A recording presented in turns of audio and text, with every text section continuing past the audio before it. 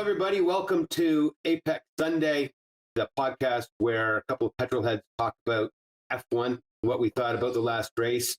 We have specials as well. I'm with Rob.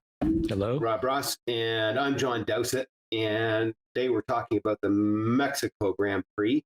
And please don't forget to click like, share, subscribe. If you don't like it, click thumbs down and comment, please. We like your comment. Thanks, John.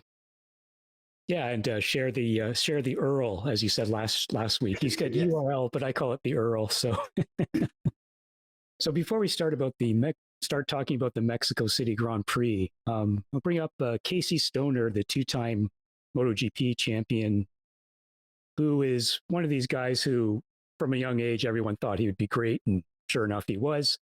He stopped by the race in Portimao at the same time that the Mexican race was going on. And he used to ride for Ducati and Honda. And Ducati, he was a guest of, and they had him coach their riders throughout the weekend. And both the riders said that they helped quite a lot, and they got pole position, and they finished first and third in the race. And now they want Casey, but Casey's in Australia, so I don't know if he wants to get back into the tour, as it were. But do you think that could work in F1? Because basically what he was doing is he's looking at other riders and saying, okay, they take this corner this way and so forth, and giving them feedback because he himself was a rider. So I think it's even more than that. And I think it is working. I think we're seeing it with Yuki. Yuki's got Alex Albon, and look at the big leap he made. I mean, he went from, if you look at quali in the last race, oh my God. So yeah, does it work? I think it's more than just, this driver's braking here and we're looking at the stats and they're, taking it into the apex before they're, or whatever it might be. I think it's more than that. I think it's a lot of psychological input as well, because the amount of stress on your brain trying to stay calm is so important. I think that, you look at Yuki and his kind of driving style, it made a big difference. Yeah. Jackie Ickx was there at the MotoGP race as well. And he was primarily known for his sports car, right? He's a great sports car racer. Well, he was a great F1 driver, too. He should have been. I mean, we'll bring that up in our special on the greatest of all time. I think we should also do consider a special on all the drivers that should have won a world championship, but didn't. Yep. That'd be good. Because I think Jackie was definitely capable of a multiple championship, but just never had the team. Right. Well, yeah, that's a huge factor in Formula One, obviously. So let's talk about qualifying for the Mexico City Grand Prix, and we'll be talking about Yuki when we talk about qualifying.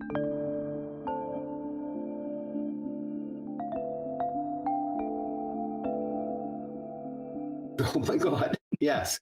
What a show. I mean, my God, it's, and I wonder how much of it is he's figured out the setup as well. We've seen that with Danny. We've seen that with Perez, and they're getting they're sorting the car for themselves. And there's that as well, I think. And maybe Albon had a hand in that as well. Yeah, but also I would like to bring up Yuki because once again, Red Bull management shows they lack class, maturity, and respect for their employees and for the sport. I just thought that their reaction to Q3 and the Tsunoda leaving the track and letting them go by, but then they getting, I mean, I understand they got confused. I can understand that, but this whole blame game was just terrible optics to me. But maybe I'm just a Red Bull hater or something like that. I do not like their management style whatsoever. What did you think of that? You know what? I used to love them. Mm-hmm. They were a fun team back in the days of Weber, and before that, Vettel. They were a fun team, and I think that they've their success has altered them, and I think Christian Horner is sort of lost the plot. Mm-hmm. Yeah, he went on about Twitter is being unfair to me, and they blew it up in all the proportion. But there's a pattern here. Like when they were threatened with the lack of an engine, they threatened to leave the sport. And we saw earlier with the Hamilton incident, Silverstone, and so forth. So, not very nice optics whatsoever. It's very Mansell-esque. Yeah. That's true. Yeah, he should be the face of the team. But qualifying, I would say, was the highlight of the race weekend. Wasn't that exciting, but I did notice that in Q2 they waited for 2 minutes before they went out on track in the pit lane, sort of just sitting there on track in the pits, obviously. But it brought to mind how during the start they always go on. They went on about it again this time. How the guys at the front first, they hate the guys at the back because they're taking their time getting to the grid, and yet in qualifying they sat there for 2 minutes. So that kind of confused me. That just sort of slid over me. But what I didn't even really notice that, to be honest with you. The thing that sort of made my ears prick up was the change in the Mercedes throughout the 3 sessions and practice as well. In practice, it was very evident that they were going to be on their back foot. They weren't going to be anywhere near the front. Right. Red Bull just owned it. And it made me wonder if they're still playing with engine modes and doing fun stuff with that. Right. And whether their party mode is something that they've gone full bore with. I don't know. But if you look at it, they were way behind. And by the time it was over, look at Valtteri. I mean, good on Valtteri. I mean, you just smoked them in quali. Yeah, that was nice to see for sure. Mm-hmm. Yeah. What was he? It was 2/10 up. Right. Is that right? About 2/10 up on Lewis. Mm-hmm. That's pretty impressive. All right. Well, let's move on to the race.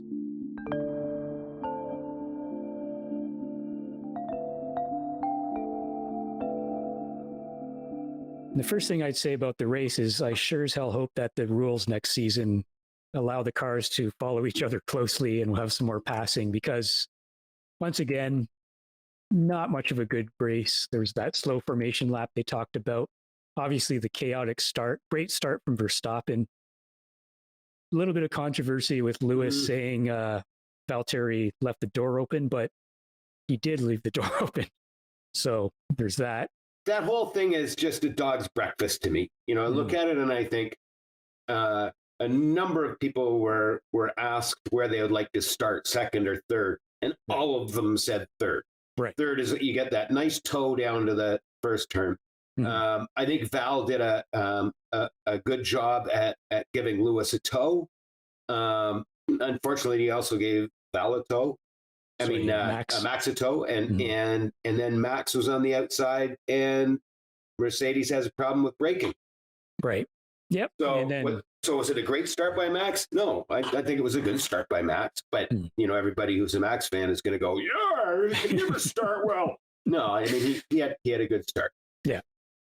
And then we had the chaos with Yuki and Schumacher out right away. Bottas spinning, Ricciardo losing his wing. So a bunch of races, the race was over right away. But having said that, I thought the race for victory was over by lap 7. And at the end, I didn't believe that Perez would ever be able to pass Lewis, even though he was a lot faster. So, well, he put the boots to it. I mean, good for Perez for doing what he did. Yeah. But I don't think he, even if he could catch and get right on Lewis, which he never did really, Lewis wouldn't have let him by. No. So overall, I just, snoozed through the race for the most part. And I do have to say that I do love to see the fans in Mexico being so happy to see Perez on the podium and just celebrating their driver. That was wonderful to watch. Yeah. Thought that, we need more of that. And the circuit, I'm not sure if it's the cars or the circuit or a combination. We'll see how it goes next season. But that stadium section is quite an experience, I imagine. Oh yeah. Yeah. Well, who was it? There was somebody who was an F2 driver that had a test, and he was asked what his highlight was of Mexico, and he said the parade lap, and the driver, I should say the driver parade, when he got around to the corner because he was from Mexico, and everybody just went wild on him, and it was probably the first time he'd experienced that. Yeah. And can you imagine having that massive grandstand and have all of those fans going crazy for it? Yeah, it'd be a little bit of a shock. So if you're into being famous, that would be pretty special. The one thing I did note about the coverage was Felipe Massa. I don't know if you saw much of Felipe Massa, but I heard he was there. Oh, no, like keep him off camera. Really? Why is that? Oh, he was just, I couldn't understand half of what he said, and wasn't on the plot. Okay. What was he on in the practice sessions? Okay. Yeah. Pre-show.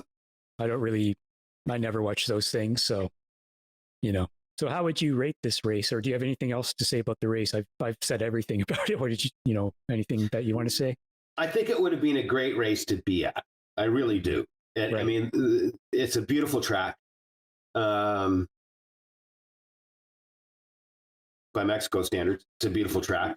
There was some great driving. There's that whole thing. It really shows who the great drivers are. It's beyond racing in the rain, because they were talking about full downforce, like Monaco, and yet they're getting faster speeds than they did at Monza. Yeah, because of the air. All of those drivers were driving something that they had no idea about, and that's why we saw so many offs in practice. And I don't know if you watched the free practices, but there were a lot of offs, right? And mostly braking. And that was another part where they came up where they were saying how Mercedes just can't brake, and the drivers were complaining about not being able to brake, whereas somehow the Red Bulls can. Maybe it has something to do with the car design. I guess, right? They can't generate heat into the brakes. Is that the issue? I don't know what it is. Maybe it's aero. I don't know. I think the Red Bull has such spectacular mechanical grip in comparison to the Mercedes. And on top of that, as we very well know, the Mercedes does not do well in dirty air. No. So you put those two together, and yeah. Yeah, it reminds me of, I think it was Pat Simmons years ago said, if they ever did reverse grid qualifying, the cars would be completely different, because they would have to be designed to run behind other cars. But Mercedes seems to think they'll be out the front all the time, and as soon as they're behind someone, Lewis can sometimes get up there, but yeah, they have a lot of trouble doing that. A lot of trouble, which we've seen in many races. So as far as ranking it, that's a tough one. Maybe a 4 out of 10. Yeah. It was good, but it was, for me, a bit of a snooze fest. Pretty much all the people I talked to thought it was a good race. I'm getting more and more exposure to people talking completely into almost a Trump-Biden thing with Max and Lewis, where they're either rabid Max fans or they're rabid Lewis fans, and there's no in between. Yeah. I'm not like that whatsoever. I'm a fan of the sport. I'm a fan of Daniel Ricciardo, but beyond that, it's there's so many good drivers. I don't, Daniel's a favorite, but he's not like, oh my God, Daniel's the best ever and all that kind of stuff. So I used to be like that. I used to have favorite drivers. It's sort of like me in football. I've followed the Raiders my whole life, and they've never really done much. But when it comes to car racing, it's the cars that I'm into. I'm into McLaren right now. I was a huge Lotus fan. I was a Tyrrell fan. And I think it's because of their innovation and what they were able to do. So I'm like you. I'm a fan of the sport, and what a driver is like off the track and what their attitude is. I could care less. I really could care less. The only time it would become an issue for me is if it affects the racing all the time. If they're just but or the other drivers. Yeah, but a flare up here and there and stuff, and you see some of their personality or whatever. It's like, I don't care. I don't know them. I never will know them. I don't know the people who know them. I'm not involved in their lives. Yeah, they're humans. So, we all get mad. We all have bad days and good days and, whatever. But based purely on the racing, I'm going to give it a 3. The atmosphere and so forth, I think it's one of the best circuits for that. It could be a 10 for that, but it's getting a 3 for the racing, because to me, that's the primary element that I'm interested in. The rest of it is just very nice to have. That you're right. Like just that atmosphere. Is that the absolute opposite of Monaco or what? Like there's just a bunch of regular people completely pumped about the race. Yeah. There's no F1 pomposity that follows at so many other tracks. Right. And yeah, it'd be spectacular. So think about it, Rob. If you had to go to a race, where would it be? That would be one. Monza and Spa come to mind immediately. What about you? It's Spa. But for the experience, I mean, it'd be pretty tough not to want to go to Mexico now. And I have no desire to go to the States, even though I love the track. Yeah. I'm not so sure. One of our viewers was talking about, I was chatting with him today, and he was talking about how Danica Patrick at the COTA race was talking about, we were here and F1's sort of here. And I think the Americans are starting to get it. And that kind of scares me. I think we're going to see Justin Bieber at more races. Yeah. That sort of thing. Yeah. Yeah, for sure. What about driver of the race? For me, it's Lewis, because he maximized what he could and he beat Perez. He could not beat Max. I mean, I don't even think if he had gotten a good start, I think Max would have made up in the pit stop and so forth. But Lewis is in a situation where he has to optimize everything like he has never before in his racing career, except maybe for the first or second season. But yeah, I give it to Lewis. What about you? Not even then. So Lewis would be my guy as well. I think Max had a cakewalk. I think he just had a gift. And Lewis drove the wheels off the car, and he drove very, very, very wisely. Yeah. Very wisely. And there's some other great shows. I mean, for the weekend, if you want to take the whole event, my driver, hands down, nobody touches you for what he was able to pull off. Oh my good Lord. Like, that is phenomenal. And when I looked at that board, and he was number 2, and I think it was Q2, he was number 2. I looked at it and went, he didn't stay there, but I looked at it and went, my God, he was right up there with the big boys. Yeah. That was pretty brilliant. It also shows what that car is like. The other thing that we didn't talk about was, and Gasly finishing 4th in the AlphaTauri, right? Like, we never saw him, but he did a great job. Somebody brought up the fact that Lewis had to cope with 4 Red Bull cars. Yeah, which is sort of the case. Because where did Gasly start? He started 4th, right? I think 4th so. or 5th. He's right up there with him. So anyway, yeah. All right, so let's move on to the news.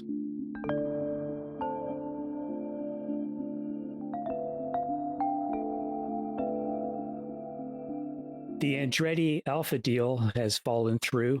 Apparently, they were willing to sell him the team, but they were not willing to release control of the team, which sounds utterly bizarre to me, but maybe that's why he was going on about the Europeans. And I also wonder about, Liberty wants American drivers and teams in F1. Are they going crazy about 2 Canadians being in F1, but no Americans being in F1? It's kind of They never talk about the 2 Canadians. Never. Yeah, right. So, maybe that's a thing where they're actually doing that, where they're making a point of not addressing the Canadians. But as for Andretti, like, I could care less that he's not that team's not going to be in the sport for a while. Like, doesn't mean anything to me, that name. Or what about you? Whatever. Okay. we were going over the drivers that have won championships that shouldn't have won championships. That's wrong. Drivers that have won championships that won championships because they had the car. Right. And right. There's a handful of them. There's more than a handful of them. And I hate to say it. I know I'm going to get heat for this, but Mario is one of them. Oh, yeah, Mario? Oh, yeah. I mean, Mario won a world championship, and he had the Lotus. The Lotus, which was just unbeatable. Right. So, yeah. And I believe that was the year that Ronnie Peterson died. So his teammate was, would have won the championship had he not died. Right. In my mind. The news for me is Porsche. Yes. Because Porsche has come out with the statement that they're seriously considering Formula One. To the point where there's actually images on the internet of a Porsche Formula One car. Right. There's also talk of them partnering with Red Bull. Yeah. What's that about? I mentioned that last time. I thought it was odd. Like, are they going to take over the Ronda engine and just badge it as a Volkswagen, Porsche, Audi? And so it's just give Red Bull money to continue with their engine and rebadge it as a branding exercise? Or clearly Red Bull has no problem with that. It was called a tag for many years, which is a watch. Right. No experience at all in building anything that you put combustibles in, but it was called a tag engine. Yeah, I remember that. The Ford Cosworth, which was, quote, the Ford engine, was nothing but money thrown at Cosworth to make the engine. It goes on and on. We've been through this before. There's so many Ilmor and Chevy and. Yeah, so the only thing that I've seen they're committed to, not Porsche, but the engine rules and for 2026 is no MGU-H. So the heat element's going to be gone. Apparently, it's so complicated that on passenger cars, like regular cars, it would never be practical anyway. So they're just going to ditch that. And the, eco-friendly fuels. So they'd move that from 2025 to 2026. I wasn't aware of that. I guess that's because we had the delay this year. Yeah, well, I kept hearing both, but it seems to be 2026 now. So I could be wrong about that, but I'm pretty sure it's 2026. Would make sense. Yeah, and I also kind of find it amusing that Porsche is saying, well, we're interested in this because the costs, that makes sense. And it's a greener engine when, what was it, 2 years ago or 3 years ago, where Volkswagen Group got caught with the emissions tests. Right. So I'm wondering if that's a huge element too. Like, we got to clean up our image and so forth. And I don't know if people really care about that, but that was not a good look for them. And it cost them a lot of money. I'd like to look at some numbers.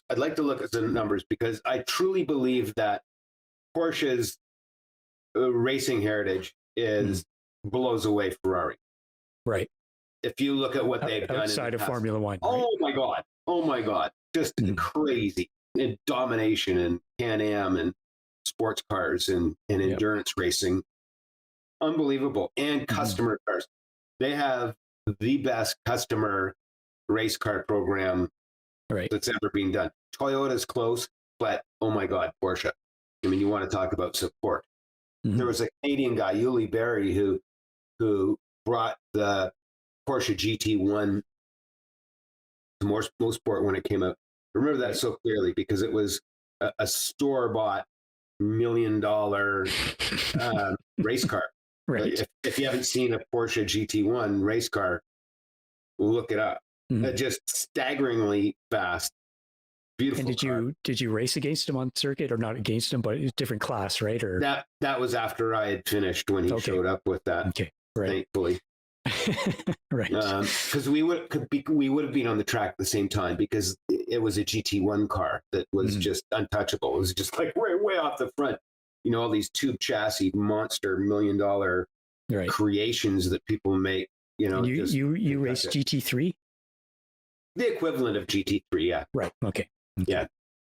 So also, Hulkenberg has decided not to do IndyCar.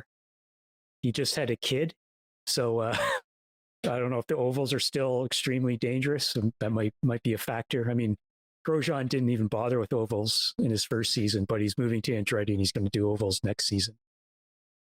So I would have liked to have seen Hulkenberg, but he's probably going to do something in Europe. Why not sports cars or WEC, something like that? I'd rather see him in real racing. Yeah, and me too. And again, I'm going to get heat for this because a lot of people consider IndyCar real racing. It does have its positive elements, but it isn't European endurance racing, sports car racing. You look at what that did for Alonso. It completely altered Alonso. Right. Him racing at Le Mans, him racing at Daytona, in world sports cars. Just a huge difference. And I hope he does that. Or DTM. It'd be great to see him in DTM. Right. Because DTM is a pretty spectacular series as well. And I read a story. This guy, his name is Keith Hewen. He used to be a MotoGP rider, and he talked about his insurance. When he got insurance, he got insurance in case he got paralyzed or something, so that he could, retrofit his house and so forth. But he kind of thinks that the concussions are even worse than being paralyzed, and I imagine like the impact from an oval race and you hit that wall, the concussion danger must be pretty high as well. So, I can understand, people going, oh, he's not man enough and all this nonsense. It's like, no, he's just sensible. At his age, doesn't want to take that risk anymore. Right. Concussions are real. And in the 80s, I worked on films about the Canadian ski team. Right.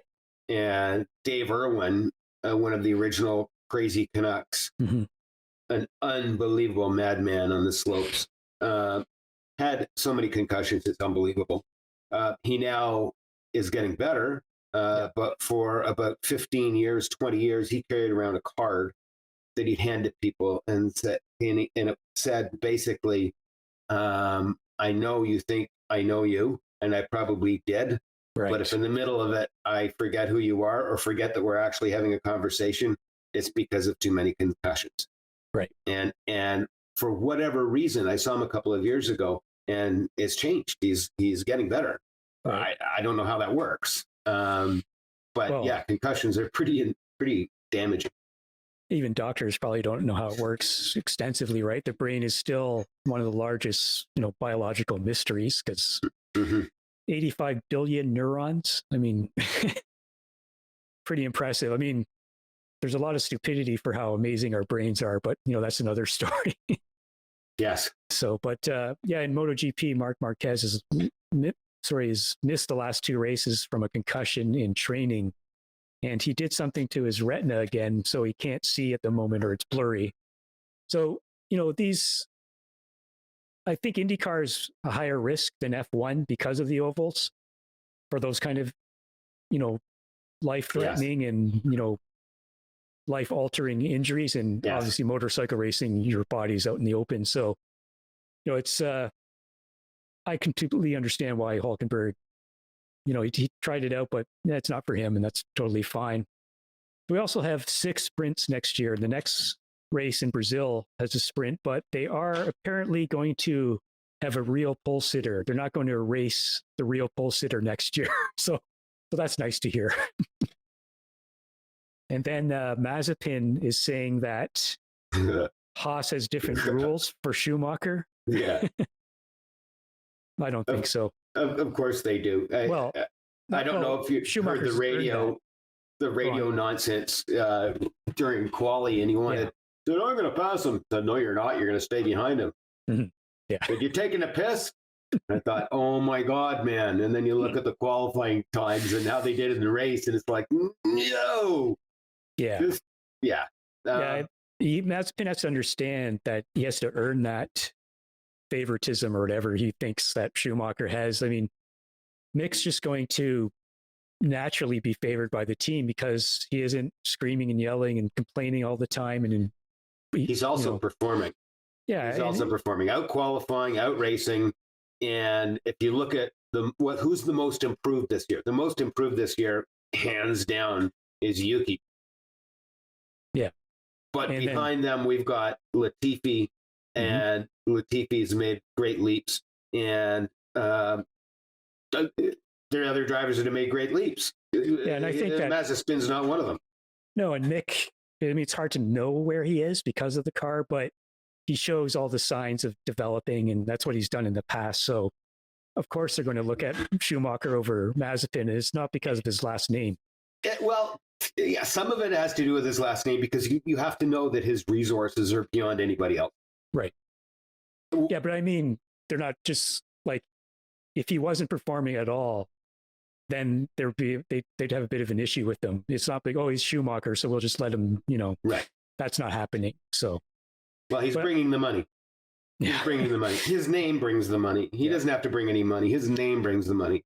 And Mazepin's dad brings the other money. So, right. Yeah. Back to MotoGP. Mm-hmm. I find it interesting that a lot of the drivers follow MotoGP like mad. Yeah. And they talk more about MotoGP than they talk about the feeder series to Formula One, which I find kind of interesting. That's changed. Right. Yes, in recent years? Yes.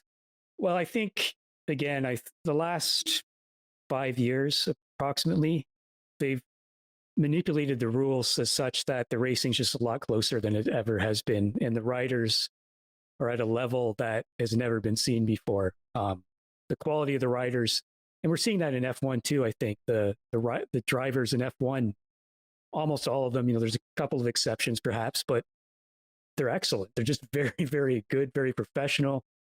They're looking to improve all the time. So I think, it's exciting. So, and then F2, I don't know, have you watched it? Is it still a bit crazy or? I love it. It's gotten a little bit tamer than it used to be because it used to be just mayhem. It's not so much anymore. I think the drivers are trying to prove that they have the ability to drive in a mature way, whereas before it was just we have to win. Right.